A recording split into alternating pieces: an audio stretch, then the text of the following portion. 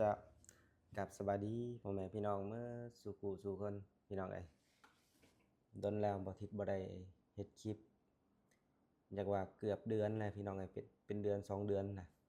สิเข้า3เดือนแล้วเนาะและสาเหตุที่บ่ได้เฮ็ดคลิปก็คือค่าเวียกเนาะค่าเวียกกับได้ลูกแน่พี่น้องเอ้ยลูกเกิดใหม่ลูกผู้หญิงเนาะท่านผู้ชมบ่ทิศเคยถ่ายลงบ่จื้อปานใดท่านผู้ชมเอ้ย บางท่านเพิ่นก็บ่เข้าใจเด้บางท่านเพิ่นก็อยากเบิ่งคลิปเพิ่นก็แชตมาถามโอ้บ่เห็นลงคลิปเลยบ่ทิดเอ้ยท่านผู้ชมเอ้ยขอโทษขออภัยหลายๆเด้อช่วงนี้บ่มีเวลาท่านผู้ชมเอ้ยเนาะค่าลูกแน่แต่ว่าบัดนี้สิเริ่มกลับมาเฮ็ดคลิปคือเก่าแล้วท่านผู้ชมเอ้ยกลับมาเฮ็ดคลิปแต่ว่าก็อุกใจอยู่เด้เฮ็ดคลิปนี่ก็มันก็บ่มีรายได้หั้นนะพี่น้องเพราะว่าช่องเบาทิศมันยังบ่ใหญ่ยังคนเบิ่งยังบ่หลาย บัดนี้ลงคลิปก็บ่สม่ำเสมอค่าเวียกค่างานแหน่พี่น้องเอ้ยหลายอันหลายอย่างเนาะสิเห็นดอกบ่ทิศไปให้ไปสวนแหน่เฮ็ดเฮ็ดสวนมันสำปะหลังเนาะท่านผู้ชมบัดนี้ผัดบวกกับอ่าได้ลูกอีกค่าแหน่ค่าเบิ่งลูกแหน่ค่าไปทำงานแหน่เฮ็ดเวียกอ่าบริษัทเขาเจ้าเนาะพี่น้องแล้วบัดนี้อยากไปถ่ายคลิปบัดเลิกมาบัดค่ำแล้วพี่น้องเอ้ยยุ่งยากคือกันนะบัดนี้ในการถ่ายคลิปก็ต้นทุนก็สูงเติมหั้นแหละพี่น้องเอ้ยน้ำมันรถเพื่อสิไปฮอดเนาะแต่ว่ามักอยู่พี่น้องคันว่าเลือกได้นี่คันว่ามีรายได้ทางยูทูบนี่บ่ทิศจะออกมาเฮ็ดยูทูบเลยแหละพี่น้องเอ้ยคันมีรายได้หลายหั้นนะแต่ว่าอันนี้เฮาก็ยังบ่มีผู้ซัปพอร์ตอิหยังต่างๆอะนะพี่น้องมันก็ยุ่งยากอยู่ได้ช่องเพราะว่าเฮาในการถ่ายคลิปมันต้องมีผู้ซัปพอร์ตแหน่น้อยหนึ่งนั่นแหละมันจึงขึ้นมาได้ทุกอย่างที่เฮาเฮ็ดหยังก็อย่าต้องมีการลงทุนมีต้นทุนเนาะพี่น้องแต่ว่าต้นทุนเฮาก็บ่หลายช่วงนี้เกิดลูกแหน่หมดเงินนำเกิดลูกแหน่พี่น้องเอ้ยเงินเดือนก็พอแต่ได้กุมกินบางเดือนก็บ่พอนะพี่น้องบางเดือนบ่พอก็ยืมหมู่คู่พอได้ใช้น้ำมันรถไปเวียกก่อนเนาะท่านผู้ชมยุ่งยากอะลีเด้อช่วงนี้บ่ได้บุกเบิกดินปลูกมันก็ยืมเงินอ้ายน้องก่อนพี่น้องบ่มีเงินเด้บ่ทิศอยากไปถ่ายคลิปแรงๆแต่ว่าบ่มีเวลาพี่น้องเอ้ยสิพยายามหาเวลาได้ประมาณชั่วโมง2ชั่วโมงก็ไปบัดนี้พี่น้องเอ้ยแต่ว่าในการไปน่ะอุกใจที่ว่าน้ำมันรถนั่นแหละพี่น้องเอ้ยน้ำมันรถการเดินทางไปเซโปนนี่มันก็ไกลเติบเด้ท่านผู้ชม คิดเบิ่งว่าขนาดเขาช่องใหญ่ๆนะเขาก็เกือบยังบ่อยากรอดเด้อพี่น้องเอ้ยเขาผู้ใดรายได้แต่เฮาผัดบ่ได้ทุกเดือนเด้แหละดองช่องยูทูบมันบ่ได้ทุกเดือนเพราะว่าเฮาช่องน้อยแล้วบ่มีคนเบิ่งแล้วบัดนี้คันมีรายได้เดือนละ100เดือนละ100 100เหรียญก็โอเคอยู่อันนี้เฮาบ่ได้คันได้เดือนละ100ถือว่าพอได้ใช้น้ำมันอยู่พี่น้องแต่ว่าอันนี้ เฮาอัน2-3เดือนก็ยังบ่ได้100นึงหั้นนะพี่น้อง4-5เดือนพู้นแหละบางทีก็บ่ได้100นึงมันเป็นอุปสรรคอยู่ได้ท่านผู้ชมเอ้ย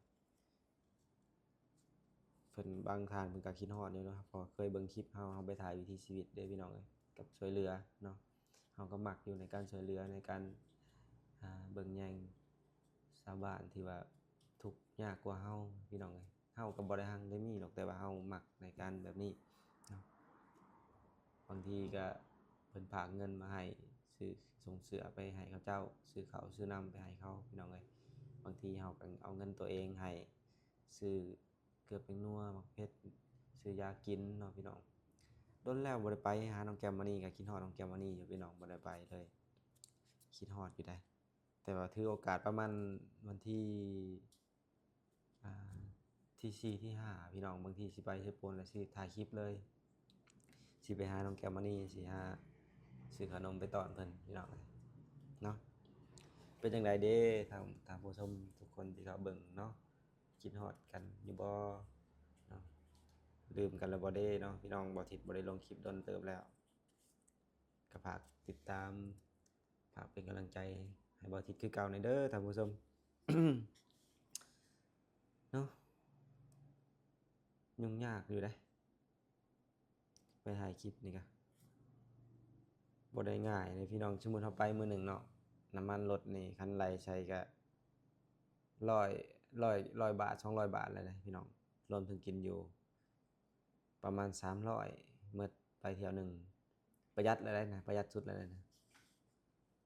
ประหยัดสุดเลยนะหมด300บาทนะพี่น้องเอ้ย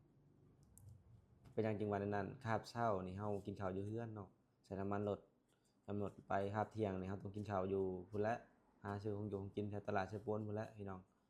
น้ำอีกเด้บัดนี้เนาะบัดนี้เฮาไปเฮาก็อีต้นเขาเจ้าก็ได้ช่วยเขาเจ้าอีกบัดนี้คันถ่ายผัดบ่ช่วยผัดบัด FC บางคนเพิ่นก็เว้าให้อีกได้เพิ่นว่าโอ้มาถ่ายตลอดบ่ช่วยหยังเลยบ่ให้หยังเลยหันนะเฮาก็จักสิว่าแนวใดมันก็ต่างกันบางทีเฮาก็บ่กล้าถ่ายที่ว่าช่วยเหลือเฮาไปถ่ายวิถีชีวิตบางทีพี่น้องเอ้ยเป็นแบบนั้นแหละถ่ายวิถีชีวิตมันสิดีกว่าเป็นหยังจึงว่าสิดีกว่ามันบ่เปลืองเงินเฮาเพราะว่าเฮาต้นทุนน้อยบ่คือช่องใหญ่ๆเพิ่นมีผู้ซัปพอร์ตหลายช่องใหญ่ๆเพิ่นมีผู้ซัปพอร์ตหลายเพิ่นก็ต้นทุนมันหลายเนาะรายรับจากช่อง YouTube ก็หลายขึ้นบัดนี้เพิ่นไปเป็นทีมงานเนาะพี่น้องเพิ่นก็ม่วนอีกเด้คันไปเป็นทีมงานเป็นอันนั้นม่วนเด้อพี่น้องแต่ว่าเฮาก็สายเดียวเลยช่วงนี้บ่าวสาลีเพิ่นก็ไปถ่ายคลิปเข้าป่ากับไปงานดองพี่น้องบัดนี้คันว่าไปถ่ายวิถีชีวิตนำกันนี่ก็สิคักอยู่อันนี้เฮาบ่มีหมู่นะครับไปคนเดียวมันก็บ่คักปานใดเนาะพี่น้องบ่คักบ่มีหมู่ร่วมเนาะแต่ก็ไปได้ก็มันบ่มีประสิทธิภาพเพราะว่าเราบ่มีผู้ที่ปรึกษาบ่มีผู้อิหยังร่วมบ่มีผู้แชร์ไอเดียกันนั่นนะพี่น้องคันเรามีก็คือเขาเจ้าว่าแบบว่าแหละหัวเดียวกระเทียมรีบเนาะพี่น้อง2คน2คนขึ้นไป3คนขึ้นไปก็ดีขึ้นเพราะว่า